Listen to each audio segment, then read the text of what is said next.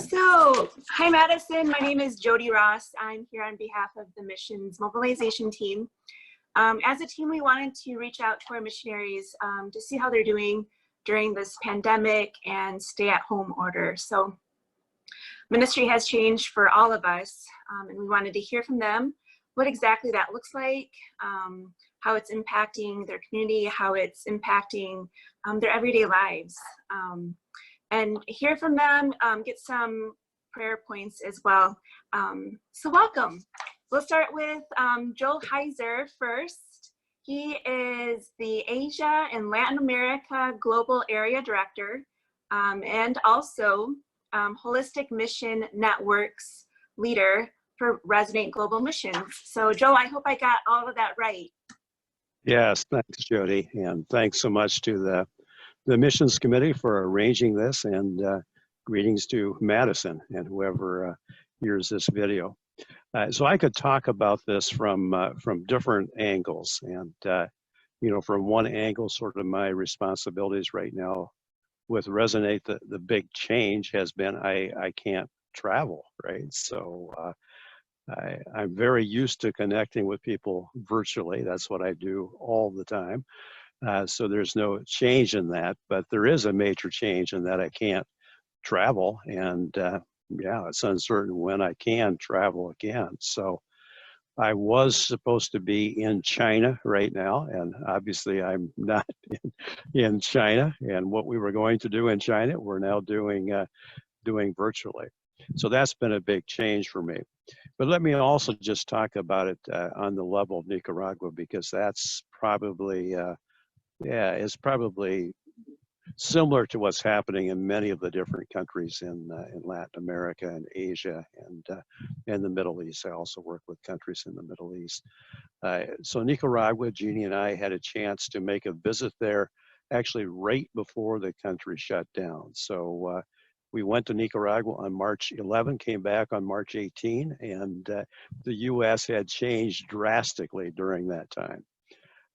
When we went to Nicaragua on March 11, there was just beginning to be some awareness of COVID, but really it was just something that happened somewhere else. The day we left, which was March 18, there was the first COVID, or the first recognized case of COVID in Nicaragua. But yeah, there are government reports which show very few cases of COVID in Nicaragua right now. And there's other private reports which show a lot of cases in Nicaragua. But what really strikes me is just what a privilege it is for those of us who are able to shelter in place. And for most people in Nicaragua, that just is not a realistic possibility. Life needs to go on. Most people live day to day or even meal to meal. They need to earn an income some way, going out on the streets. They need to buy their food at public markets. They live in crowded conditions. Just the whole idea of sheltering in place, when I contrast my situation to the situation of people in Nicaragua, was very different. It's also really impacted the churches. I think a lot of churches have continued to meet. They've not practiced distancing. And those that have not met, it's like there is no offering and there's no salary for the pastor, because there is not the availability of digital means to do services for most of the churches.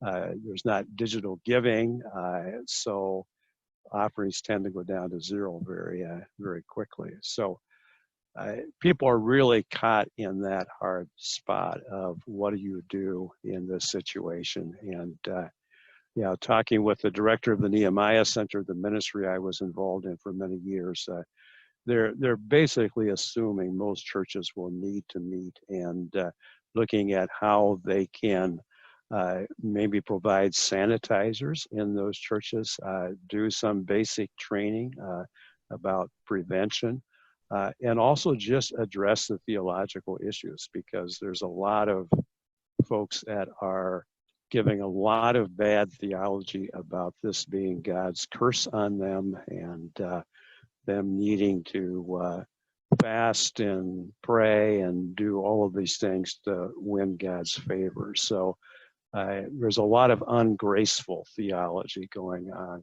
in many of the churches. So that's basically the situation. I think that's probably repeated in a lot of parts of the world, but Nicaragua is the one that I know the best. In terms of our own situation, yeah, Jeannie and I are fine. We sense ourselves very privileged in that we can shelter in place. Much of our work continues as it was before. I think we feel a lot of the stress that everybody does at this juncture, realizing there's no good solutions to the situation we're in. Some people think if we just shut everything down, things would return to normal. Others think if we could just start our economy again, things would go to normal. And we know that neither are true, right? So there is a great sense of loss that what we thought of as normal before, even things like Jeannie and I planning to celebrate our 40th anniversary by going away somewhere. Yeah, we can't do that. And who knows when we can do that again. Traveling to see my mom for her 95th birthday. Can we do that? We don't know. So I think there is that sense of loss. What's really helped me through all this situation is just living deeply into sort of the church year. I mean, it's just been rather remarkable the way that this whole COVID crisis has in many ways been at the same time as we went through Lent. In fact, one thing that has struck me is in Spanish, and of course Spanish comes from Latin, the word for Lent is quaresima. That means 40 days. So the word for Lent and the word quarantine, which comes from the same Latin origin of 40 days, is the same. So both Lent and quarantine have their roots in the same Latin word. So it's rather remarkable that spiritually we're passing through Lent at the same time that we're passing through this quarantine. And then just to carry that a step further, so if you go through the church year, we're now awaiting Pentecost, and after the resurrection and the ascension, Jesus commands to his disciples we're to wait and pray. And I'm just feeling that's the posture we're in right now. We're in a posture of waiting and praying. I've got a pretty good sense that there's going to be a lot of loss and grief because things that were the normal in the past are not going to be the normal in the future. That affects us personally as a family. It certainly affects us as a mission. It affects what we're doing in the communities where we're working, but also a real sense the Spirit is birthing something through this. And we need to be waiting and praying expectantly for what the Spirit would birth. So Jody, that's a brief, or maybe not so brief, resume of where we're at, what we see going on in some of the countries we're working with, and sort of the theological perspective that I'm trying to live into right now. Yeah. Joel, that's a really good point. I love the analogy of waiting and birthing, that God is birthing something. And what a great connection between the Latin words of quarantine and Lent too. There's something there for sure. Absolutely.